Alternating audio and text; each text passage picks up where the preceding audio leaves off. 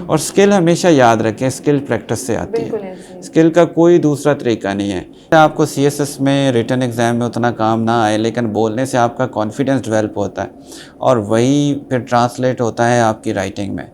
Composition like an artist is work of free mind. आप बहुत सारा पढ़ें, जितना आप सोचते हैं उससे ज़्यादा पढ़ें बेशक। अस्सलाम वालेकुम एवरीवन, आई होप आप सब लोग ठीक ठाक होंगे। आप लोग मुझे देख रहे हैं इल्म की दुनिया के ऑफिशियल यूट्यूब चैनल पे और आज हम मौजूद हैं पंजाब यूनिवर्सिटी के इंग्लिश लिंग्विस्टिक डिपार्टमेंट में। इंग्लिश लिंग्विस्टिक की अगर हम लोग बात करें तो ये डिग्री एक ऐसी डिग्री है जो कि आजकल बहुत हाइप क्रिएट करती है। बहुत सारे स्टूडेंट्स इसमें इंटरेस्ट भी लेते हैं और बहुत सारे स्टूडेंट्स का इस डिग्री को लेके डिफरेंट पर्सपेक्टिव होता है। और अब जैसे कि हम लोगों को पता है कि पाकिस्तान में अगर आप लोगों ने सीएसएस भी करना है, पीपीएससी के एग्ज़ाम्स की तैयारी भी करने हैं तो इंग्लिश के कम्पिटिटिव टेस्ट्स भी होते हैं। 2022 में भी होते हैं, उससे पहले भी होते थे। इंग्लिश एक कंपलसरी लैंग्वेज जो है वो करार दिया गया है और बहुत स्टूडेंट्स जो हैं वो इंग्लिश की वजह से सीएसएस के एग्ज़ाम्स में मैंने फेल होते भी देखे हैं, जो कि इंग्लिश एक टफ होता है उनके लिए। हमारे यहाँ थोड़ा लैंग्वेज बैरियर भी है, मगर आप लोग इस टेस्ट की कैसे तैयारी कर सकते हैं, आप लोगों को कौन कौन सी गाइडेंस जो है वो हमारे इस इंटरव्यू के थ्रू मिल सकती है। तो इसकी वजह से आज हम इंग्लिश लिंग्विस्टिक डिपार्टमेंट के चेयरमैन मोहम्मद इस्लाम साहब, डॉक्टर मोहम्मद इस्लाम साहब यहाँ पे हमारे साथ मौजूद हैं, जो कि आप लोगों के क्वेश्चंस और क्वायरीज को रिजॉल्व करने की कोशिश करेंगे और अपना थोड़ा बहुत पॉइंट ऑफ व्यू भी शेयर करेंगे इंग्लिश लैंग्वेज के हवाले से। तो आइए उनसे बात करते हैं और जानते हैं तमाम तर तफसीलात। अस्सलाम वालेकुम सर। अस्सलाम वालेकुम सर, कैसे हैं आप? मैं ठीक हूँ अल्हम्दुलिल्लाह, आप खैरियत से हैं? अल्लाह का शुक्र है। सर, चेयरमैन हैं आप इंग्लिश लिंग्विस्टिक डिपार्टमेंट की, तो जो स्टूडेंट्स आपको देख रहे हैं हमारे प्लेटफॉर्म के थ्रू, उनको आप क्या कहना चाहेंगे कि एक इंग्लिश लैंग्वेज है, हमने कंपल्सरी इसको करार दिया है, हम लोग प्राइमरी से जो है अपने सिलेबस में कंपल्सरी सब्जेक्ट में इसको ऐड करते हैं। इवन तो जब बोर्ड के एग्ज़ाम्स होते हैं तो इंग्लिश लैंग्वेज कंपल्सरी सब्जेक्ट्स में से एक होता है। जी, आप सही फरमा रही हैं, इसमें कोई शक नहीं है कि इंग्लिश एक कंपलसरी सब्जेक्ट है और हमारे यहाँ ग्रेड 1 से ऑनवर्ड्स हायर एजुकेशन तक, इवन हायर एजुकेशन में तो मीडियम ऑफ इंस्ट्रक्शन भी इंग्लिश है। आपने सिवाय चंद बुनियादी लैंग्वेजेस के जो हमारी मकामी लैंग्वेजेस हैं उसके अलावा किसी और सब्जेक्ट में, let's say in political science, history में भी अगर आपने मास्टर्स और हायर एजुकेशन लेनी है अपवर्ड्स, पीएचडी, एमफिल, तो आपको जो मीडियम ऑफ इंस्ट्रक्शन कन्फ्रंट करना पड़ता है वो इंग्लिश ही है। तो English is a kind of everywhere in our education system. So इसकी जो तालीमी अहमियत से तो हम इनकार नहीं कर सकते, ये बहुत ज़रूरी ज़ुबान है। उसके अलावा भी ओवरऑल अगर आप दुनिया में देखें तो अंग्रेज़ी को एक लिंगुआ फ्रैंका समझा जाता है, विच मीन कि लैंग्वेज ऑफ कम्युनिकेशन है अमंग डिफरेंट नेशंस।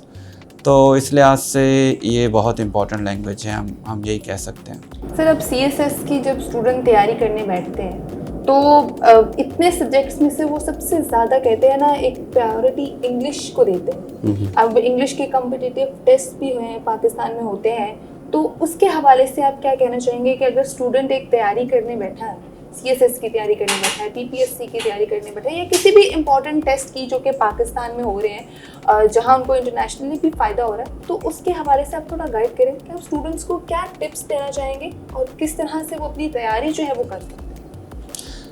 जी, इंग्लिश जो है समझ लें कि सीएसएस और बाकी सारे कम्पिटिटिव जो एग्ज़ाम्स हैं, पीएमएस है और दूसरे सूबों के जो कम्पिटिटिव एग्ज़ाम्स हैं, उसके अलावा और बहुत सी जो हमारे सर्विस कमीशंस हैं, चाहे वो फेडरल हो या प्रोविंशियल हो, उनके थ्रू जितने भी एग्ज़ाम्स होते हैं उनमें इंग्लिश आलमोस्ट एक कंपल्सरी पेपर होता है।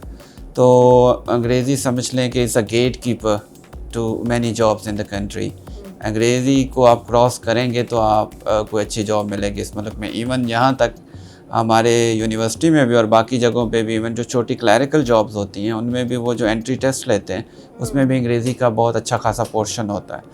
तो जैसे मैंने अर्ज़ किया, Angrezi broadly speaking is a gatekeeper, तो ये तो एक इसकी जो जॉब सीकिंग के हवाले से इम्पोर्टेंस बहुत ज़्यादा है। जहाँ तक आपके क्वेश्चन का दूसरा पोर्शन है कि बच्चों को क्या करना चाहिए, तो ये एक बहुत कम्प्लेक्स सवाल है, मैं कहूँगा इंट्रीगिंग सवाल है, इसके बहुत से आस्पेक्ट्स हैं सबसे पहले अगर आप मुझे इजाज़त दें तो इसको हमें देखना पड़ेगा कि माइंडसेट क्या होता है जब हम अंग्रेज़ी सीख रहे होते हैं। हमारे जो बच्चे हैं और बच्चे क्या हमारे टीचर्स भी जब पढ़ा रहे होते हैं तो वो अंग्रेज़ी को एक सब्जेक्ट की तरह ले रहे होते हैं, दूसरे सब्जेक्ट की तरह, जैसे कि फ़िज़िक्स है, केमिस्ट्री है या बायोलॉजी है या पॉलिटिकल साइंस है। जो एक बड़ी डिस्टिंक्शन है, बुनियादी डिस्टिंक्शन है, वो ये है कि अंग्रेज़ी एक ज़ुबान है दूसरी ज़ुबानों की तरह, और ज़ुबान टेक्स्ट बुक के बगैर भी सिखाई जाती है। हमें ज़ुबान के इस मिजाज के पोटेंशियल को देखना पड़ेगा। जब भी कोई सब्जेक्ट होता है तो जो सबसे बुनियादी चीज़ है उसके मिजाज को समझना होता है। हमारा चूँकि ये पुराना कल्चर है हमारे एजुकेशन सिस्टम में, और दिन ब दिन ये कल्चर मज़ीद ख़राब होता जा रहा है कि हम जो सब्जेक्ट है उसके मिजाज को नहीं समझते। शुरू से ही अंग्रेज़ी को एज ए सब्जेक्ट उसमें बहुत ज़्यादा over emphasis on grammatical rules और डिफरेंट चीज़ों पे, ऐसी चीज़ों पे फोकस जिन पे कम फोकस करके भी हम ज़ुबान सिखा सकते हैं। जब तक बच्चों का मिजाज नहीं आएगा अंग्रेज़ी की तरफ और वो समझेंगे नहीं इस सब्जेक्ट के मिजाज को, ये बेसिकली एक रवायती सब्जेक्ट नहीं है, ये बुनियादी तौर पे एक ज़ुबान है, और ज़ुबान हमेशा स्किल होती है। तो जब हम क्लासरूम में एनवायरनमेंट बनाएंगे ऐसा कि बच्चा उसको प्रैक्टिस कर सके, और स्किल हमेशा याद रखें स्किल प्रैक्टिस से आती है, स्किल का कोई दूसरा तरीका नहीं है।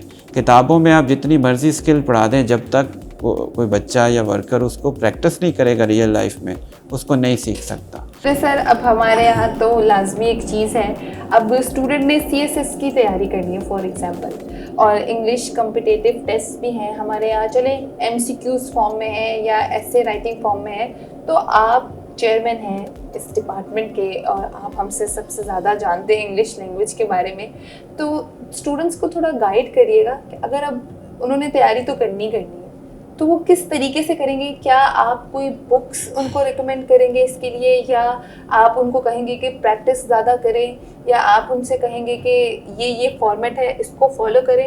एक पास ही करना है ना, अब उन्होंने ये तो अब करना ही पड़ेगा, तो वो बताइएगा स्टूडेंट्स को कि वो किस तरह से हेल्प आपसे ले सकते हैं इस हवाले से। जी बहुत शुक्रिया, ये बड़ा रेलेवेंट क्वेश्चन है।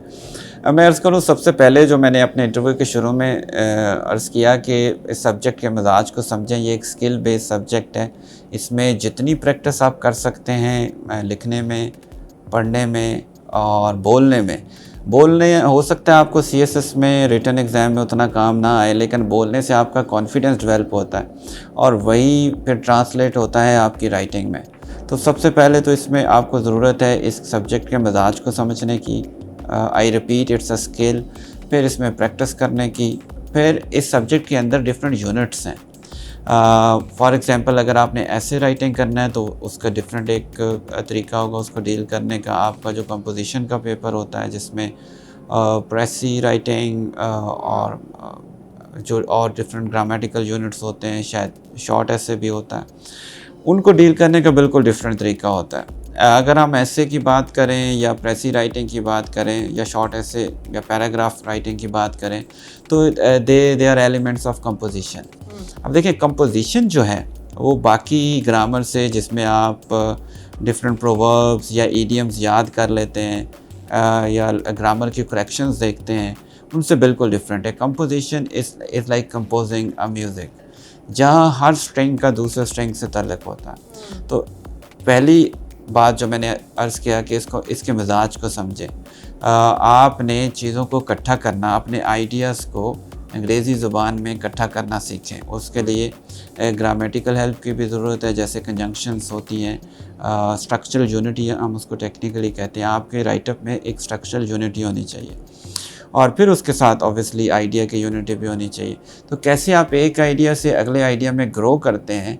हमारे यहाँ फॉर एग्जांपल कंजंक्शंस का, या हम उनको आम ज़ुबान में कनेक्टर्स कहते हैं, उनको बड़ा इट्स टेकन फॉर ग्रांटेड कि एवरीबडी नोज इट। हम मीनिंग याद कर लेते हैं कि बट के ये मीनिंग है, बिकॉज इस सिचुएशन में यूज़ होगा, बिकॉज ऑफ के ये मीनिंग है, एंड वी assume कि we would start using them correctly.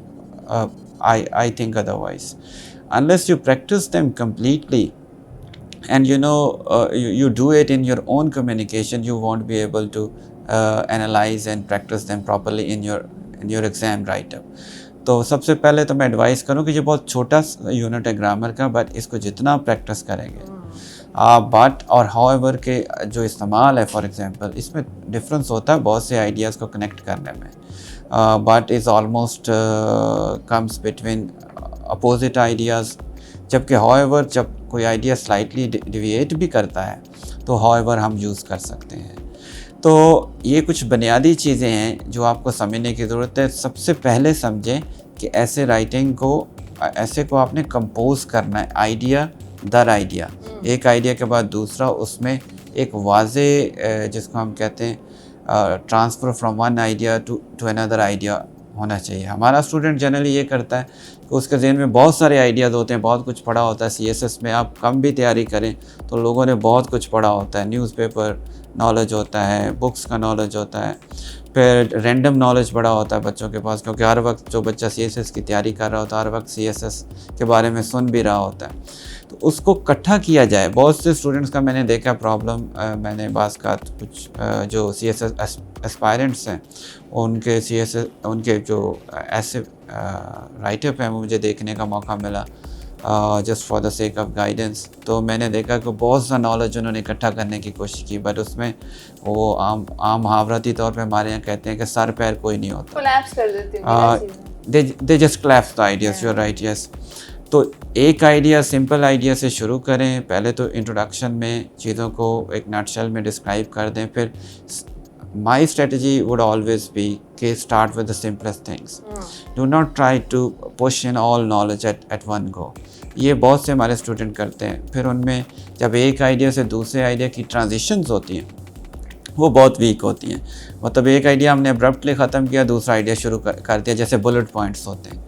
ऐसे writing is different from bullet points. आपको समझना होगा कि आप जब लास्ट सेंटेंस लिखें एक पैराग्राफ का, जिसके बाद आपने नया आइडिया शुरू करना है एक नए पैराग्राफ में, तो उसको ऐसे एंगल से लिखें कि रीडर की एक एक्सपेक्टेशन हो कि नया पॉइंट आ रहा है अगले पैराग्राफ में। ये ना हो कि आपने रैंडमली पॉइंट इकट्ठे किए। तो ये एक स्मॉल सी टिप है जो अगर आप समझें, जो सबसे बुनियादी बात वही है कि इसमें आपने आइडियाज़ को कंपोज करना है, ना कि उनको आपने थ्रो इन करना है। इसके अलावा जो रवायती तरीके हैं वो आप सबको पता है कि आपके पास अच्छा वोकेबलरी कलेक्शन होना चाहिए, और वो हमारे यहाँ ये भी एक बड़ी मिथ है कि हमारा सीएसएस का स्टूडेंट पहले लफ्ज़ याद करना शुरू कर देता है अंग्रेज़ी के। हालांकि हमारा जो रवायती सिस्टम है इंग्लिश के, अगर आपने बीए भी सिंपली पास किया हुआ है तो उस सिस्टम में आप देखें इतनी कलेक्शन होती है आपके पास कि आप एक सिंपल ऐसे लिख सकें। तो it's again just because of our lack of confidence in English language that we assume that we don't have enough English vocabulary to write an essay. What you need to work on is how to put that vocabulary into practice, into work. So that's where your practice, more and more practice would work. एक और बड़ा problem जो मैंने रवायती तौर पे देखा, बच्चों ने फ़िक्रे जिसको हम सेंटेंसेस कहते हैं अंग्रेज़ी में रटे हुए होते हैं, और वो कोशिश करते हैं वो किसी तरीके से फिट इन आ जाए। Composition like an artist is work of free mind. आप बहुत सारा पढ़ें, जितना आप सोचते हैं उससे ज़्यादा पढ़ें बेशक, लेकिन जब आप ऐसे लिखने लगें तो अपने माइंड को बिल्कुल फ्री कर दें। मैंने देखा लोग सिर्फ टाइटल देखते हैं और फिर जो उन्होंने चीज़ें रटी हुई होती हैं उसको फटाफट उनकी कोशिश होती है कि अब लिख दें किसी तरीके से पेपर पे।